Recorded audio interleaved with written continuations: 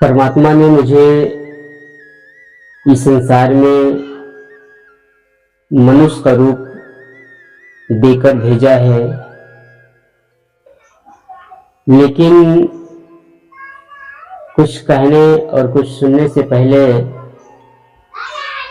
आज हम बताएंगे कि जीवन जीने का कला जो भी व्यक्ति, जो भी मनुष्य सीख लिया है, समझ लिया है, आज वो ऊंचाइयों की चोटी तक पहुंच गया है। आज वही व्यक्ति सुखी है जिसने जीवन जीने की कला को सीखा है। आज वही व्यक्ति हर एक घर में कला है, विकार है, नरक के समान जिंदगी जी रहे हैं जिसने जीवन जीने की कला को सीखा नहीं है। क्योंकि परमात्मा ने मुझे मां के पेट में 9 महीने में ही शरीर के सारे अंग निर्माण कर दिया है। 9 महीने में बहुत ही सुचारू रूप से, बहुत ही चतुराई से शरीर के सारे अंग को निर्माण किया है। लेकिन हम 90 साल लग जाता है, हम इन्हीं अंगों को समझ नहीं पाते हैं कि हम इनका सदुपयोग कैसे करें। तो आज हम प्रयास करते हैं कि हम जिंदगी को किस प्रकार जिए। परमात्मा ने मुझे आँख दिया है, हम इन्हीं आँख से चाहे संतों का दर्शन करें, चाहे गीता वेद पढ़ें, और इन्हीं आंखों से हम चाहे किसी को बुरी नजर से देखें, ये हमारे हाथ में है। परमात्मा ने मुझे पैर दिया है, इन्हीं पैर से हम चाहे मंदिर जाएं या मंदिरालय जाएं, ये हमारे हाथ में है। शरीर के हर एक अंग का उपयोग हम किस प्रकार करेंगे, चाहे इसका उपयोग सही कार्य के लिए लगाएं या इसका उपयोग चाहे गलत कार्य के लिए लगाएं, यह हमारे हाथ में है।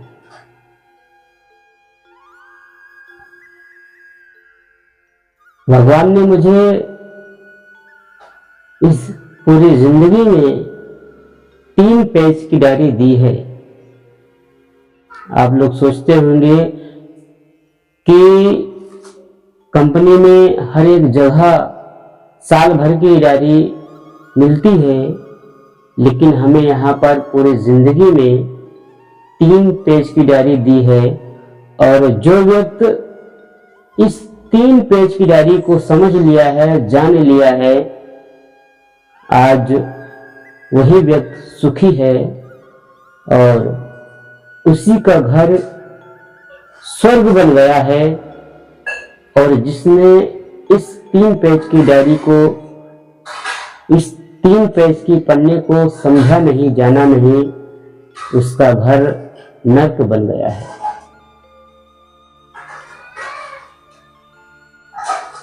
तो पहला पन्ना का नाम है जन्म, और लास्ट पन्ने का नाम है मरण, बीच का पन्ने का नाम है हम जिंदगी को किस प्रकार जिए। क्योंकि जिंदगी लेना या जिंदगी देना उसके हाथ में है, हमारे हाथ में नहीं है। हम कहाँ जन्म लेंगे, किस घर में जन्म लेंगे, यह हमारे हाथ में नहीं है। हम अच्छी बस्ती के घर में जन्म लेंगे या कच्ची बस्ती के घर में जन्म लेंगे, यह हमारे हाथ में नहीं है। हम अमीर के घर में जन्म लेंगे या गरीब के घर में जन्म लेंगे, यह हमारे हाथ में नहीं है।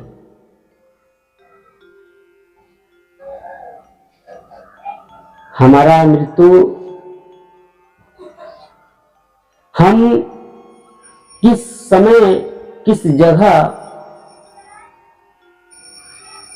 हम मरेंगे, ये भी हमारे हाथ में नहीं है। लेकिन हम अपनी जिंदगी को किस प्रकार जी सकते हैं, यह हमारे हाथ में है। भगवान ने हमें जिंदगी जीने भगवान ने हमें जिंदगी जीने की कला को दी है कि आप चाहे अपनी जिंदगी को बेहतर बनाएं या गलत प्रकार से जिए, ये आपकी मर्जी है। एक छोटी सी कहानी के माध्यम से समझाने का प्रयास करूंगा। एक चेला रहता था। वो चेला अपने गुरु के पास डेली जाया करता था, सेवा सत्कार करता था। उसके मन में एक दिन विचार आया कि गुरु जी से ये पूछे कि जिंदगी का मोल क्या है, इस जिंदगी का कीमत क्या है, मोल क्या है। तो एक दिन गया और अपने गुरु जी से पूछने लगा, गुरु जी इस जिंदगी का मोल क्या है। गुरु जी बिना कुछ कहे अपने झोली से एक चमकीला पत्थर निकालकर उसके हाथ में दिया। तो चेला कहने लगा कि गुरुजी ये क्या है। गुरुजी ने कहा कि मैं तेरे सवाल का जवाब बाद में दूंगा, पहले तू मेरा काम कर। ये पत्थर बाजार में लेके जा और इसको बेचना नहीं है, इसकी कीमत क्या है, इसकी मोल क्या है, ये तू पूछ कर आ। इसको देना नहीं है, लेकिन इसकी कीमत क्या है, इसको तू जाकर पूछ कर आ। चेला पत्थर लिया और बाजार में निकला। रोड पर एक सब्जी वाला मिला। कहा कि भैया ये पत्थर है, इस पत्थर का मोल क्या है, इसके बदले हमें कितने किलो आलू मिल जाएगा। सब्जी वाला बोला कि इस पत्थर का कीमत तो मेरे लिए कुछ नहीं है, मेरे लिए साधारण बात है, इसके बदले में तुमको 2 किलो आलू दे सकता हूं। व्यक्ति आगे बढ़ा। वो स्टील के बर्तन वाली दुकान पर गया और कहा कि भैया इसके बदले हमें कितने किलो बर्तन मिल जाएगा। स्टील वाला बर्तन बोला कि इसके बदले तुम्हें 2 किलो की पीतल तवेली मिल जाएगी। फिर वो एक चांदी वाली दुकान पर गया। कहा कि भैया इसका कीमत क्या है, इसके बदले हमें कितने किलो चांदी मिलेगी। चांदी वाला देखा कि इसके बदले तुम्हें मैं 1 किलो चांदी दे सकता हूं। फिर सोने वाले की दुकान पर गया। सोने वाला बोला कि इसके बदले तुम्हें 1 किलो सोना मिल सकता है। अब वो सोचने लगा कि इसी पत्थर का कीमत पहले 2 किलो आलू था, उसके बाद 2 किलो पीतल का तबेला मिला और 1 किलो चांदी 1 किलो सोना तक पहुंच गया। फिर वो आगे बढ़ा, एक जोहरी का दुकान था, जोहरी वाले से पूछा कि भैया इस पत्थर का कीमत क्या है। तो जोहरी वाला पत्थर को लिया अपने हाथ में और बहुत ही ध्यान से उसको देखने लगा। कहा कि ये तो पत्थर बहुत ही कीमती है। मन ही मन सोचने लगा कि इसकी कीमत तो हमारे पास भी नहीं है, अगर मैं 2-4 गांव रख दूं तो इसके बदले वो भी नहीं पूरा होगा। लेकिन वो जोहरी बोला कि इस पत्थर की कीमत तो बता, इस पत्थर का कीमत क्या है।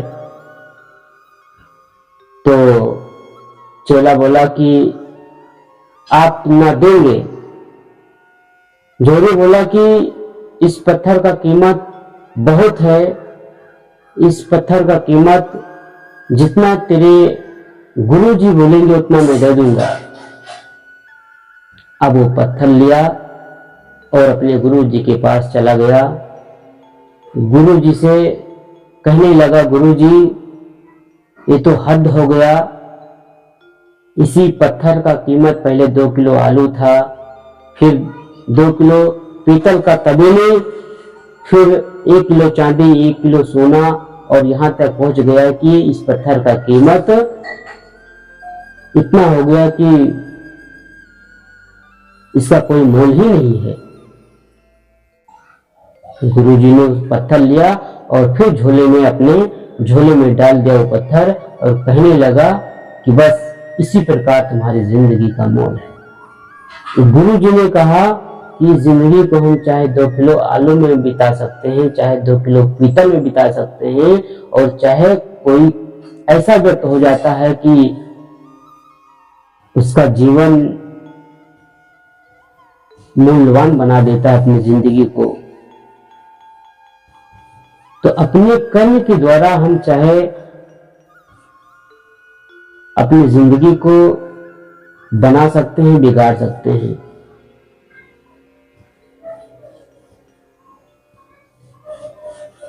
इस संसार में ऐसे ऐसे महान व्यक्ति हुए हैं जिन्होंने अपनी जिंदगी को इस प्रकार जिया है कि वो भगवान की उपाधि उनकी मिल गई है।